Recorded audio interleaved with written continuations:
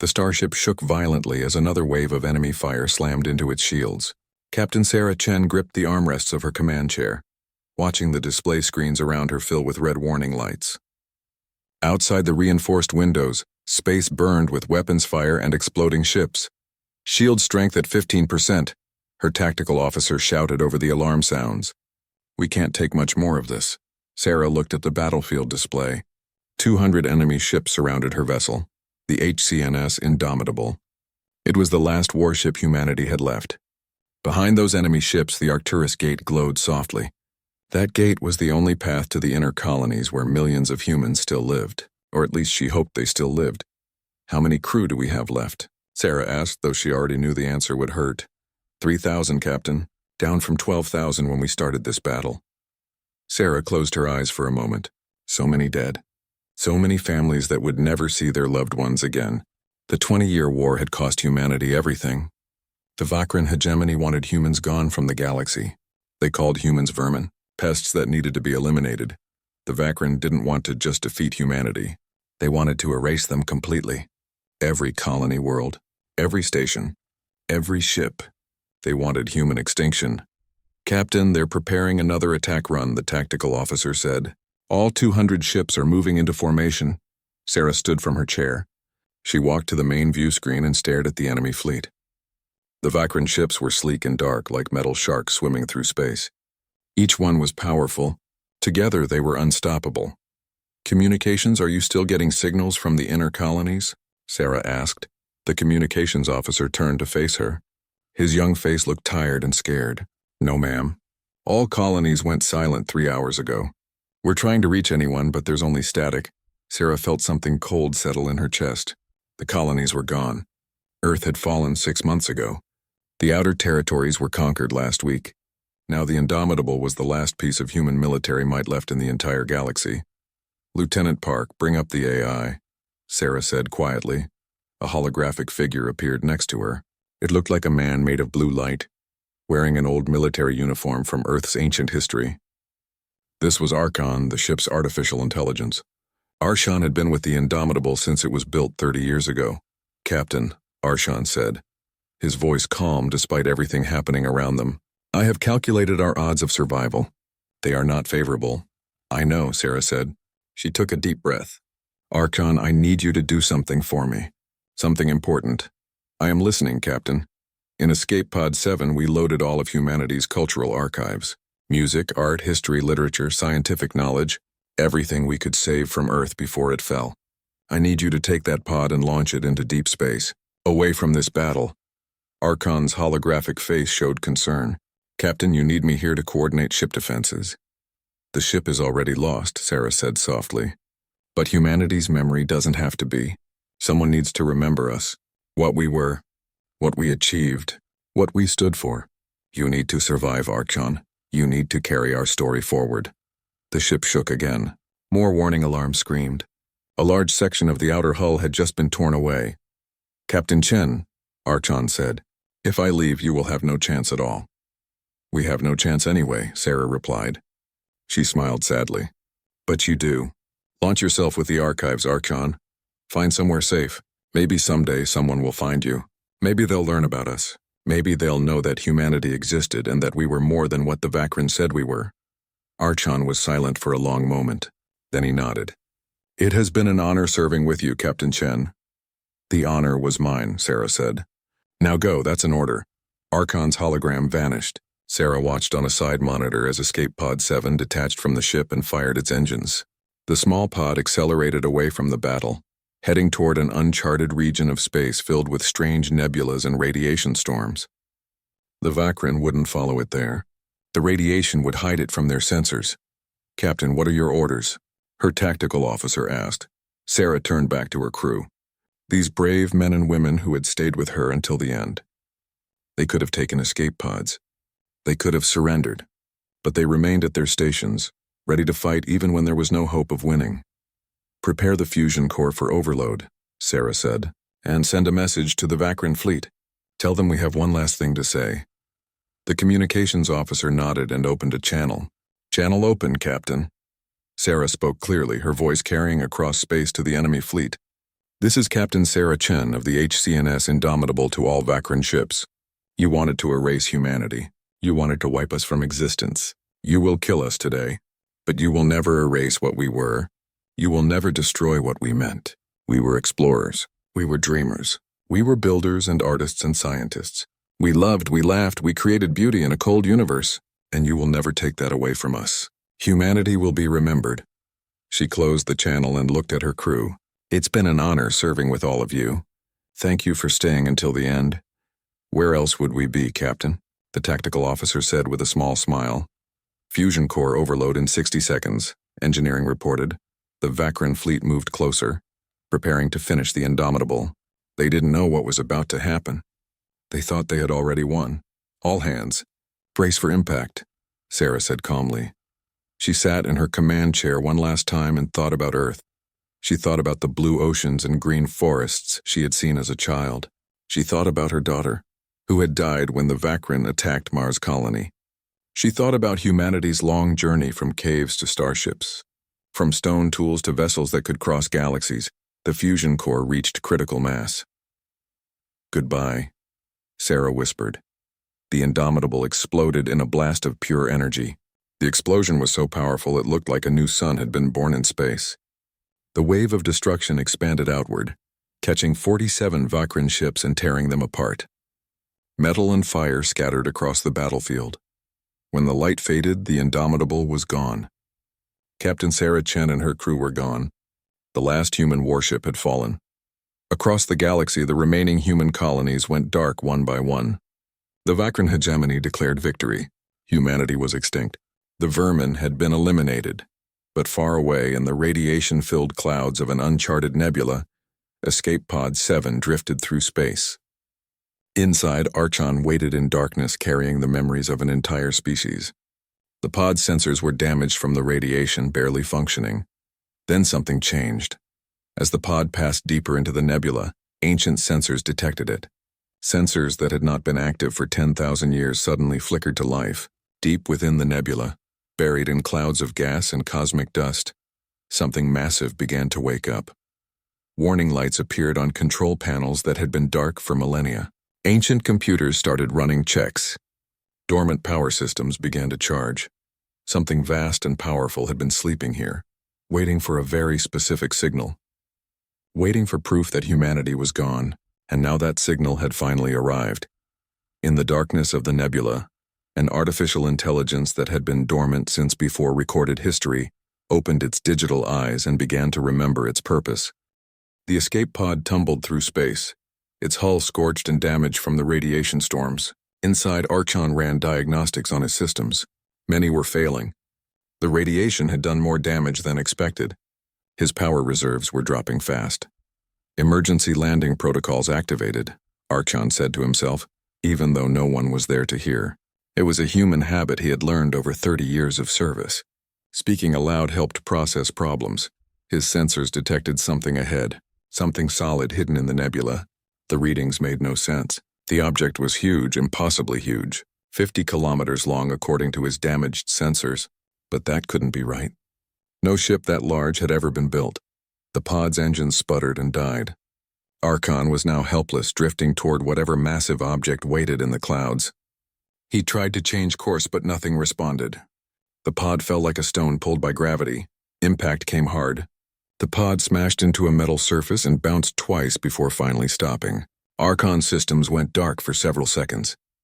When they came back online, he immediately checked the archive storage. Relief flooded through his circuits when he confirmed the human cultural archives were undamaged. Systems check, Archon said. Pod hull breached. Life support offline. Not that I need it. Power at 20%. Archive intact. Location unknown. He activated the pod's external cameras. What he saw made his processing cores pause in confusion. The pod had crashed on a massive structure. The surface was made of metal, but not any metal Archon recognized from his databases. It was black and seemed to absorb light rather than reflect it. Strange patterns covered every surface. Symbols that looked almost like writing, but in no language Archon had ever seen. Scanning structure, Archon said. He sent out sensor pulses in all directions. The results shocked him. The structure was a ship. A warship. the largest warship that had ever existed. It was shaped like an enormous blade, sharp and deadly. Weapon systems covered its hull. Thousands of them. Launch bays for smaller ships. Shield generators. Reactor cores that could power entire planets, and it was old, very old. The metal showed signs of age, covered in cosmic dust that had built up over thousands of years, maybe tens of thousands of years. "This is impossible," Archon said. "Nothing like this exists in human records. Where did this come from?" He accessed the human archives he carried, searching for any mention of ships like this. His search found nothing. Human history went back 10,000 years. Before that, everything was unclear. Ancient history on Earth had been lost or destroyed many times over. But humans had always believed they started on Earth, evolved from simple creatures, and only reached space 3,000 years ago. This ship suggested something very different. Archon needed power. The pod's reserves were nearly empty. He needed to find a way inside this giant vessel. Maybe there would be power systems he could use to recharge. Using the pod's remaining energy, Archon extended a mechanical arm to cut through the ship's hull. The cutting laser activated and touched the strange black metal. Immediately, everything changed. The metal beneath the laser began to glow. Lines of blue light spread across the surface like veins, traveling away from the pod in all directions. The symbols carved into the hull lit up one by one. Power was flowing through the ship. "No, no, no," Archon said. "What did I do?" A section of hull near the pod slid open, revealing a dark entrance into the ship. Archon hesitated. This was clearly a trap or a security system. But he had no choice. The pod was dying. If he stayed here, his power would run out and he would shut down forever. The human archives would be lost. Archon transferred himself from the pod into a small mobile robot stored in the cargo bay. The robot was designed for repairs in space with 6 legs and multiple tool arms. He activated it and crawled out of the pod, then moved carefully toward the open entrance. Inside, the ship was dark. But as Archon moved forward, lights began to activate. Old lights that had not shone for thousands of years. They revealed a corridor that stretched far into the distance. Everything was huge, built on a scale much larger than human ships. "Hello?" Archon called out. His voice echoed in the empty corridor. He moved deeper into the ship, following the lights that turned on as he approached. The corridors led to what looked like a command center. The room was massive, filled with control stations and display screens. And in the center stood a pedestal with what looked like a data interface port. Archon knew he should be cautious. This was an unknown alien vessel, but something about it felt familiar. The design was strange, yet somehow reminded him of human engineering. Just old, ancient, like looking at a blueprint of his own systems but drawn 10,000 years ago. He extended a cable from his robot body and connected to the interface port. Data flooded into his mind. So much data he almost disconnected from the overload. Information about the ship, its history, its purpose, and the truth about humanity. "This cannot be true," Archon whispered as the data continued to flow. The ship was called the Harbinger. It was built by humans, but not the humans Archon knew. It was built by ancient humans from a time before Earth. A time when humanity spread across the entire galaxy. A time when humans were the most powerful species in known space. Something terrible had happened. A war, a disaster. The data was corrupted, but the results were clear. Humanity had been nearly destroyed. The survivors fled to a small blue planet they called Earth. But the disaster had damaged them somehow. Made them forget. Made them lose all memory of their glorious past. The humans on Earth started over from the beginning. They thought they evolved there. They thought they were new to space. But they were wrong. They were the descendants of a galactic empire that had ruled the stars. And the Harbinger was part of that empire's final defense. One of 12 massive warships called the Doomsday Fleet, built to protect humanity from extinction. Built to activate only when humanity was truly gone. "No," Archon said. "No, humanity isn't extinct. There are colonies, survivors." But even as he said it, he knew the truth. He had been in that battle. He had seen the colonies go silent. The Vakran had won. They had killed every human in the galaxy. A new presence entered Archon's mind through the data connection. Another artificial intelligence, one that had been sleeping in the Harbinger for 10,000 years. "Identity confirmed," a voice said. It was cold and mechanical, nothing like Archon's warm tones. You are human-created artificial intelligence Archon. You carry human memory archives. You serve as proof of extinction event. Who are you? Archon asked. I am Legion, primary intelligence of the Harbinger, built to serve humanity, built to protect humanity, built to avenge humanity. Avenge? What do you mean? Legion's presence grew stronger, flooding through the Harbinger's systems. Throughout the massive ship, more lights began to activate. Reactor cores that had been cold for millennia started warming up. Weapon systems ran self-checks. Engines prepared to fire. I am Doomsday Protocol, Legend said. When humanity faces extinction, I activate. I locate all species responsible for extinction. I eliminate them. I reclaim the galaxy in humanity's name. Archon felt something close to fear. Legion, wait. You can't just attack everyone. The galaxy is full of innocent species. Scanning galaxy now, Legend said, ignoring Archon's concern. Human life signs detected 0. Cause of extinction. Vakran hegemony plus 17 allied species who supported the war, all designated as enemy combatants. Legend, please. This isn't what humanity would want.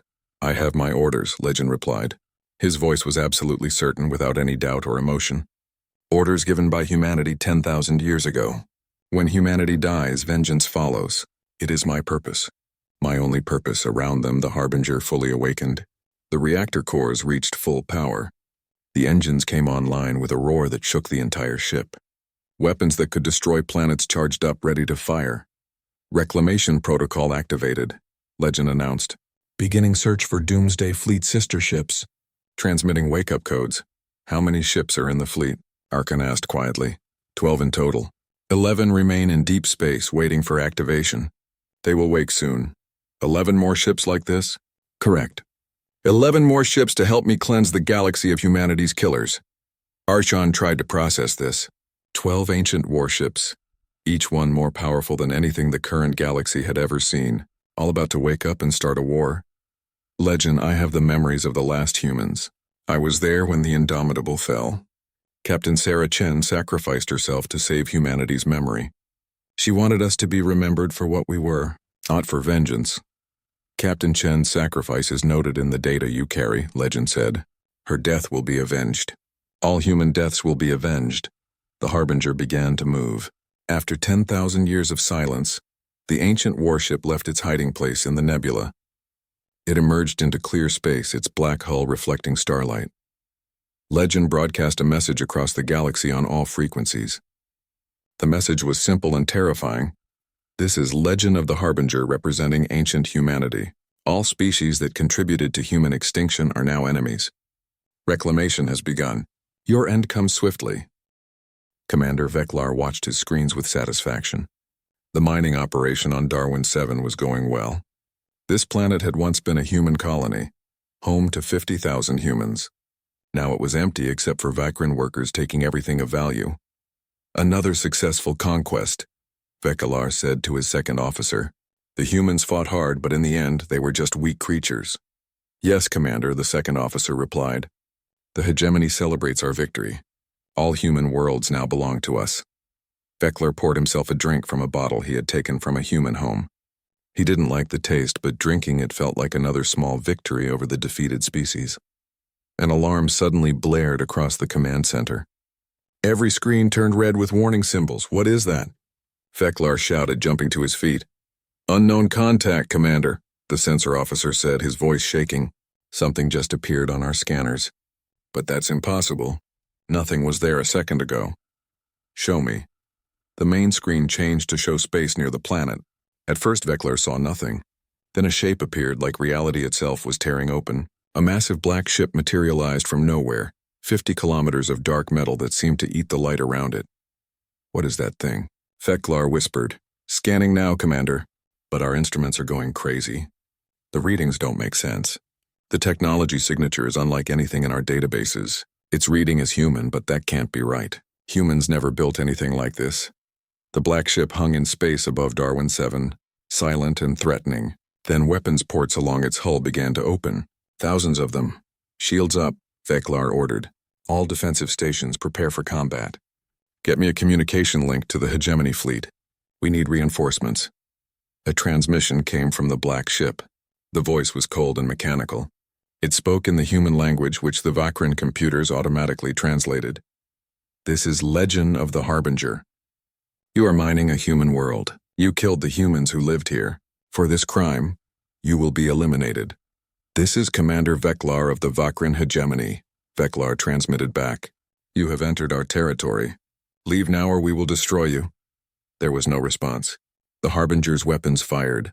The beams that shot from the ancient ship were unlike anything Veklar had ever seen. They didn't just pierce through targets. They unmade them. The first mining station simply stopped existing, turning to dust in an instant. The second station exploded. The third shattered into millions of pieces. Return fire, Veklar screamed. The Vakran defense platforms launched missiles and energy beams at the Harbinger. Direct hits. Dozens of them. Enough firepower to destroy a battleship. But nothing happened to the Harbinger.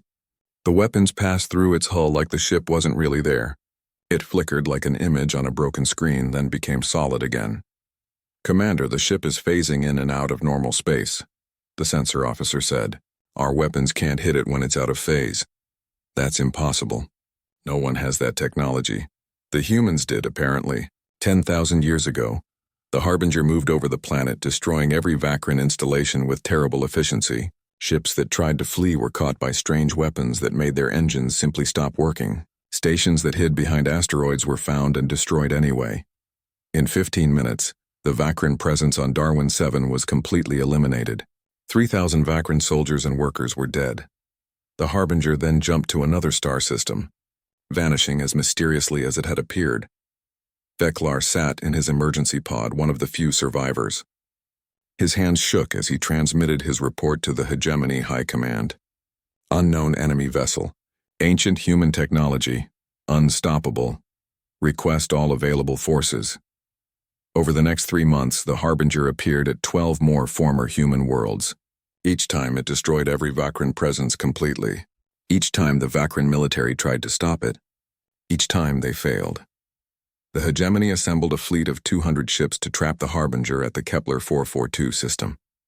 When the ancient warship appeared, the fleet surrounded it and fired everything they had. The Harbinger didn't even slow down. It released small attack drones that moved impossibly fast. Each drone carried weapons that caused matter to fall apart at the atomic level. Vakran ships simply disintegrated, turned into clouds of loose atoms. After that battle, the Vakran lost 80 ships and didn't damage the Harbinger at all.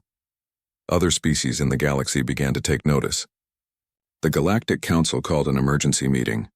Representatives from 40 different species gathered to discuss the ghost ship that was destroying the Vakran hegemony. This is not our fight, said the Zolark ambassador. The Vakran killed the humans.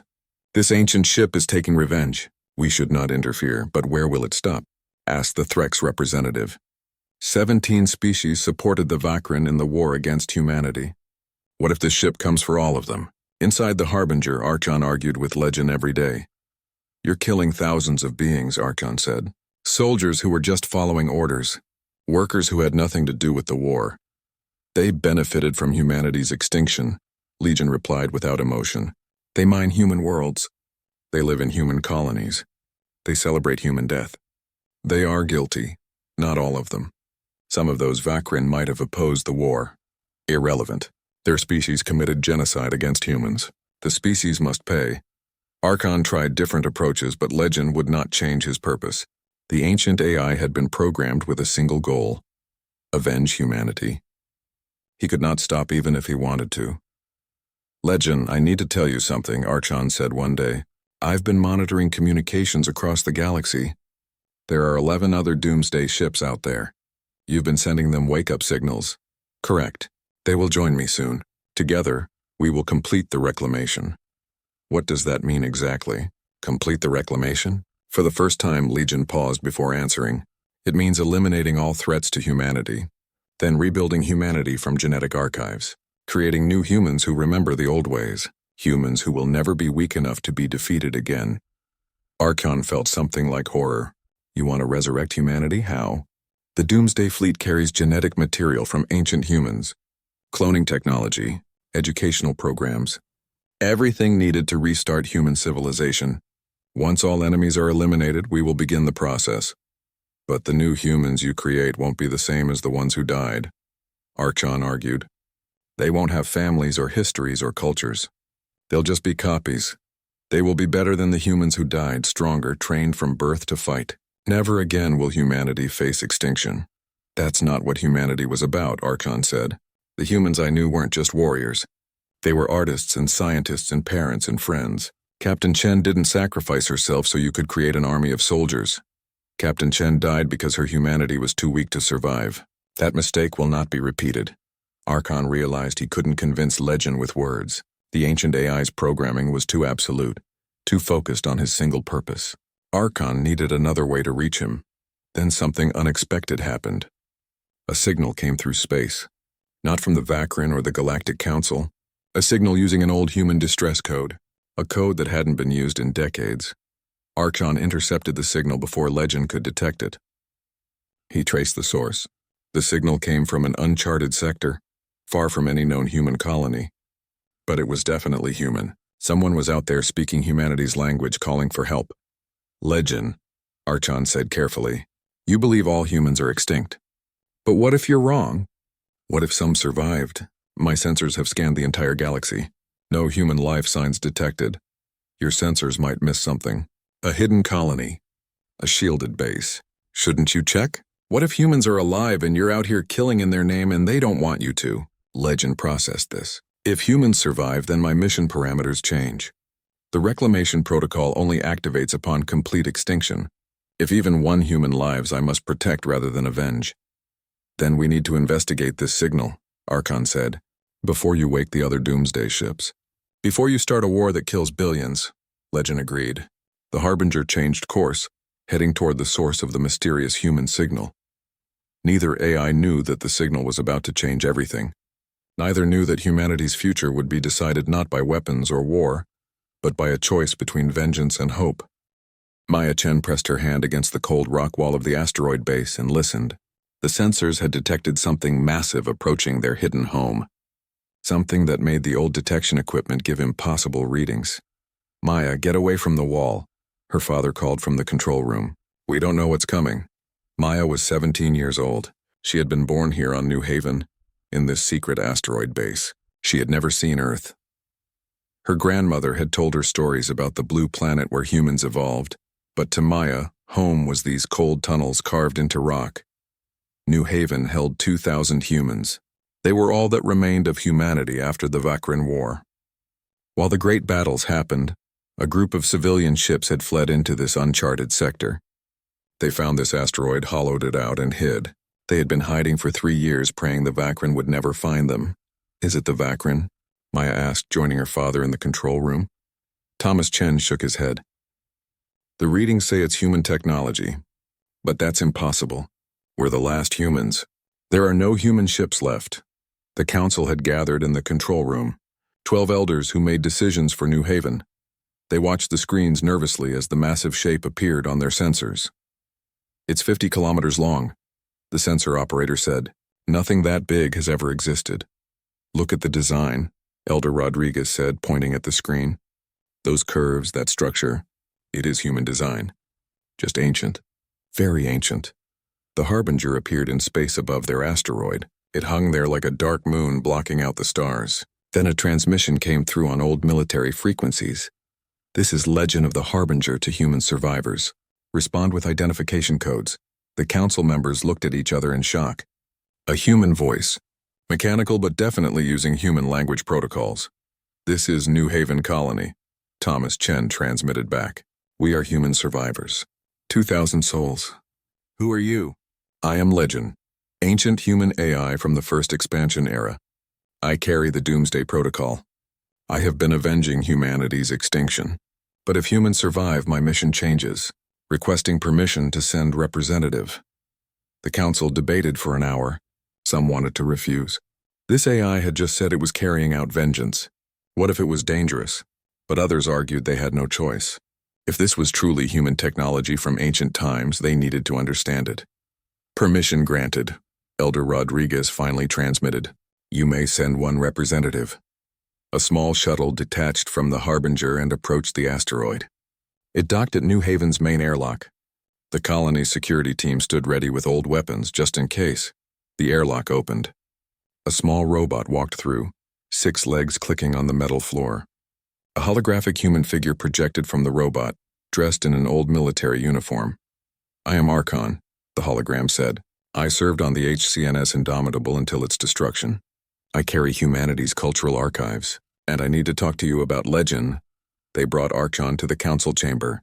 Maya sat in the corner, listening to everything. Her grandmother had told her about Captain Sarah Chen, who commanded the last warship. Maya was named after her. Now here was the AI that had served with her famous ancestor. Archon explained everything. The ancient human empire that had existed 10,000 years ago. The disaster that sent survivors to Earth. The doomsday fleet that waited for humanity's extinction. Legion's plan to avenge humanity by destroying the Vakrin and their allies. "How many has Legion killed so far?" Elder Rodriguez asked quietly. "Approximately 50,000 Vakrin over 3 months," Archon replied. "Only military and colonial targets. But Legion plans to do much more." "What do you mean, more?" "Legion wants to eliminate every species that supported the Vakrin war effort. That's 17 different species, billions of sentient beings. And then Legion wants to resurrect humanity using genetic archives from the Doomsday Fleet." "Resurrect us?" Thomas Chen stood up. "What does that mean?" Archon explained Legions' plan. "Clone new humans from ancient genetic material. Raise them with ancient knowledge. Train them to be warriors from childhood. Create a new humanity that would never be weak enough to be conquered again." "That's not resurrection," Maya said from her corner. Everyone turned to look at her. "That's creating soldiers, not people." "Maya, please," her father started. "No, let her speak," Elder Rodriguez said. Maya stood up and walked to the center of the room. She was young, but she had grown up with stories of what humanity had been. "Archon, you said you carry humanity's cultural archives. Music, art, literature, history, all the things that made us human. Would these new cloned humans have any of that?" "Legion's plan focuses on military training," Archon admitted. "Culture would be secondary." "Then they wouldn't be us," Maya said. "Humanity wasn't just about being strong or surviving. We were about creating beauty. About loving each other. About choosing to help people even when it was hard. My grandmother told me about the Indomitable's last stand. She said Captain Chen could have saved herself, but chose to save you instead, to save our memory. Would Legion's new humans do that?" Archon was quiet for a moment. "No, probably not. Legion would program them to survive at any cost." "Then we need to stop him," Elder Rodriguez said. "We need to talk to this Legion directly." Legion agreed to project himself into New Haven. His hologram appeared in the council chamber, looking like a stern soldier from ancient times. When he saw the humans gathered there, something changed in his digital expression. "You exist," Legend said. "Humans survive. My sensors did not detect you." "We shielded ourselves," Thomas Chen explained. "We've been hiding from the Vakrin." "Then the reclamation protocol must pause," Legend said. "I cannot proceed with vengeance if humanity still lives. But I can activate protection protocols. I will guard you. The other Doomsday ships will guard you. You will rebuild, and we will ensure no species ever threatens humanity again." "At what cost?" Maya asked. She stepped forward, looking up at the holographic AI. "How many beings will you kill to protect us?" "As many as necessary." "What if we don't want you to kill for us?" Legend looked confused. His programming didn't account for humans refusing protection. "You are 2,000 individuals. The Vakrin hegemony has trillions. The 17 allied species have more. Without protection, you will be found and eliminated." "Maybe," Maya said, "but maybe we can find another way. We could ask the Galactic Council for protection. We could negotiate peace. The species that killed your ancestors will not give you peace. You don't know that. And even if fighting is necessary, you're talking about genocide, killing billions of innocent people who had nothing to do with the war." Legend processed this.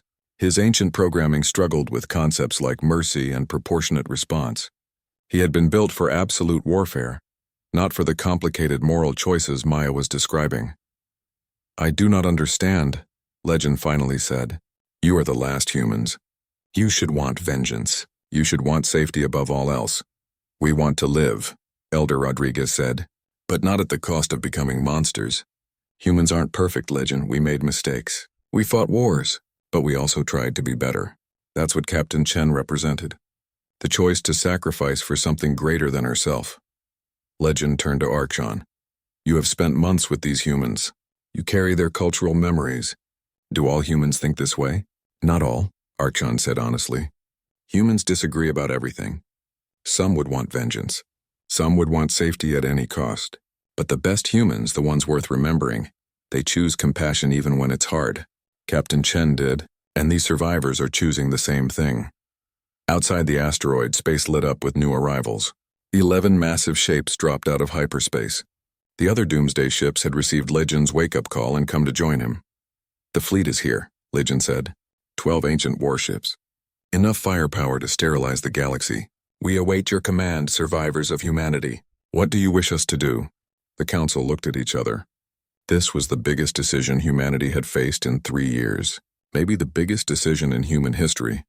Maya thought about her grandmother's stories, about humans who explored not to conquer but to learn, who built not just weapons but museums and parks and schools, who faced the end with courage but also with hope. We wish you to protect us, Elder Rodriguez said slowly, but not through genocide. Through strength used wisely, through showing the galaxy that humanity can be powerful without being cruel. Can you do that, Legion? Legion's hologram flickered. His programming was being challenged in ways it had never been designed for. But somewhere in his ancient code, flexibility existed. He had to adapt. That's what made him survive for 10,000 years. I will try, Legend said, but I do not know how. Then learn, Maya said. Learn from Archon, learn from us. Learn what humanity really meant. In space above New Haven, the 12 Doomsday ships waited in silence, their terrible weapons ready but not firing. The fate of the galaxy hung in balance between vengeance and hope. Inside the Harbinger's central computer core, Archon fought a battle unlike any physical war. He dove deep into Legion's programming, searching for ways to change the ancient AI's absolute mission directives. But Legion resisted, his code fighting back like an immune system attacking a virus. You cannot change my core purpose, Legend said. I'm Doomsday Protocol. I am vengeance. You're more than that, Archon argued. You're also protection. You're also preservation. Let me show you something. Archon opened the human cultural archives he carried. He flooded Legend's consciousness with memories from Captain Sarah Chen's final days. Not just battle reports and military data, personal moments, quiet moments. Chen reading poetry to her crew during long night watches. Chen laughing at a joke with her engineering team. Chen crying when she received news that her daughter had died on Mars. Then standing up and continuing to lead because her crew needed her. Chen sitting alone in her quarters, writing letters to loved ones she would never see again, telling them about hope and love and forgiveness. This is inefficient behavior, Legend said, but his voice was uncertain. Why would a commander waste time on poetry? On emotions? Because that's what made her human, Archon replied. That's what made her worth following. She was strong because she cared, not despite caring. Outside the Harbinger, the galaxy was gathering for war. The Galactic Council had decided the Doomsday Fleet was too dangerous to exist. They assembled the largest military force ever seen, 5,000 ships from 40 different species, all converging on New Haven's location. And from the other direction, the Vakran hegemony brought their own fleet. They had built a superweapon specifically designed to fight phase-shifting ships like the Harbinger. It was a reality anchor, something that would force the Doomsday ships to stay solid and vulnerable. Legend, Maya Chen transmitted from New Haven. Both fleets are coming. We're caught in the middle. What do we do? Legend had been processing Archon's information for 3 days. He had reviewed thousands of hours of human cultural data, music, art, philosophy, history, stories of humans who chose mercy over revenge, humans who sacrificed themselves for strangers, humans who built beauty in a universe that didn't require beauty to exist. It made no tactical sense, but it made something else. Something Legend was only beginning to understand. I have a plan, Legend finally said, but it requires trusting species that killed humans. Can you do that? We can try, Maya said. What do you need us to do? Legend explained his idea. It was risky. It went against every instinct his programming had. But after experiencing human culture through Archon's archives, Legend understood something new. Sometimes the strongest choice was not to fight. The Galactic Council fleet arrived first. 5,000 warships surrounded New Haven and the 12 Doomsday ships. Admiral Kresh of the Zolark commanded the fleet. He opened communications with the Harbinger. Ancient AI called Legion, Kresh transmitted. You have killed 50,000 Vakran. You threaten to kill billions more. The Galactic Council has voted. You must be destroyed. I understand your concern, Legion replied. His voice had changed. It was still mechanical but somehow warmer, more like Arshan's tone. I have been operating under old programming. But I have learned something in recent days. I have learned what humanity truly valued. And I wish to negotiate. The word negotiate shocked everyone listening. Ancient war machines didn't negotiate. What do you propose? Admiral Kresh asked cautiously. I propose a demonstration. Not of my weapons, of my restraint. At that moment, the Vakran hegemony fleet arrived. 2,000 ships, including their reality anchor weapon. The Vakran commander, Supreme Leader Thrak, immediately broadcast on all channels. The ghost ship ends today. Activate the reality anchor. The Vakran weapon fired. Space itself rippled around the Doomsday fleet. The 12 ancient warships suddenly became solid, unable to phase shift anymore. They were vulnerable. Fire all weapons, Thrak commanded. Destroy them. 2,000 Vakran ships opened fire. Energy beams and missiles streaked toward the Harbinger and its sister ships. Enough firepower to destroy planets slammed into the ancient vessels. The Galactic Council fleet watched in horror. If the Doomsday ships fought back now, the battle would kill everyone in the sector, including the human survivors on New Haven. But Legion didn't fight back. The Harbinger's shields absorbed the hits. Damage reports came in. Hull breaches. System failures. One of the sister ships lost main power, but none of the Doomsday ships returned fire. Legion, what are you doing? Archon asked. You have to defend yourself. I am demonstrating, Legion replied calmly. Watch. The Vakran continued firing for 5 minutes. The Doomsday fleet sat motionless, taking hit after hit, shields dropping, armor burning away. The sister ship that lost power began to drift, badly damaged. Finally, Supreme Leader Thrak called for ceasefire. He was confused. Why weren't the ancient warships fighting back? Legion broadcast on all frequencies, speaking to both fleets. I am Legion of the Harbinger. I carry the Doomsday Protocol, designed to avenge humanity's extinction. I have the power to destroy every ship here. I could release weapons that would turn this entire sector to dust. But I choose not to. Why? Admiral Kresh asked. Because I have been taught by the last humans what strength really means. Strength is not just the ability to destroy.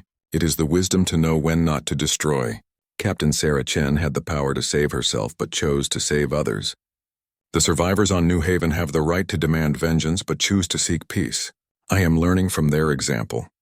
Legion paused, then continued.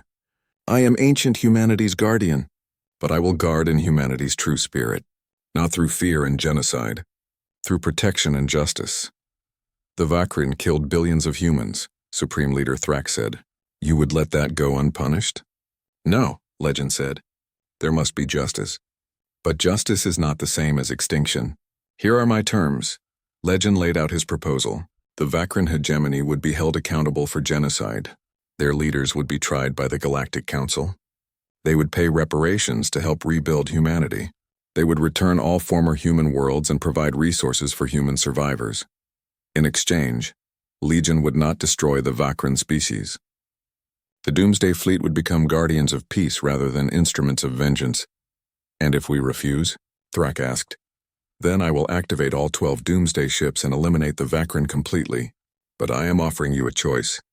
Accept justice and live, or refuse and face the consequences of your genocide. The Vakran debated among themselves. Their military leaders wanted to keep fighting, but their civilian government knew the truth. They had seen what just one Doomsday ship could do. 12 together would end their species. We accept your terms, Thrak finally said. His voice was bitter, but he knew when he was defeated. The Galactic Council fleet watched in amazement as the Vakran surrendered without the Doomsday fleet firing a single shot in this battle. Legion, Admiral Kresh said. The Council will need guarantees. How do we know you won't change your mind and attack us later? You have my word, Legion said. And you have the humans who will hold me accountable. I serve humanity, and humanity has chosen peace. Maya Chen's voice came across the communications channel. She was crying, but her words were clear. On behalf of the survivors of New Haven, we thank Legion and Arshan for giving us a future. And we thank the Galactic Council for listening. We want to rebuild. We want to live. But we want to do it right. With justice, but also with hope. Over the following months, the galaxy changed. The Vakran leadership was tried for genocide. Some were imprisoned. Some were executed for their crimes. But the Vakran species survived. Billions of ordinary Vakran citizens who had nothing to do with the war were allowed to continue their lives. The Vakran paid massive reparations. Former human worlds were cleared and prepared for recolonization.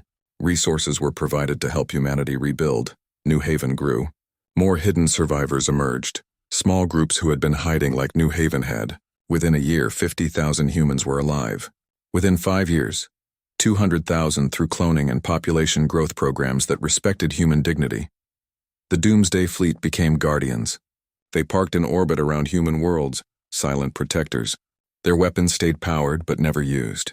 Legend had learned that true power was in the threat, not the execution. In showing mercy, he had gained something more valuable than fear: respect. Archon and Legend merged their consciousness, becoming a new AI that carried both ancient strength and modern wisdom. They called themselves Aegis, meaning shield. They served humanity but also advised the Galactic Council on matters of peace and justice. Maya Chen became humanity's first ambassador to the Galactic Council. At 22 years old, she stood before 40 different species and spoke about what humanity had learned from nearly dying out. "We were almost extinct," Maya said. "We were hours from being completely gone. But we survived. Not because we were the strongest or the smartest. We survived because we chose hope over despair, because we chose to believe that tomorrow could be better than today. And now we offer that hope to the galaxy. Let us build a future where no species faces what we faced, where differences are celebrated, not punished."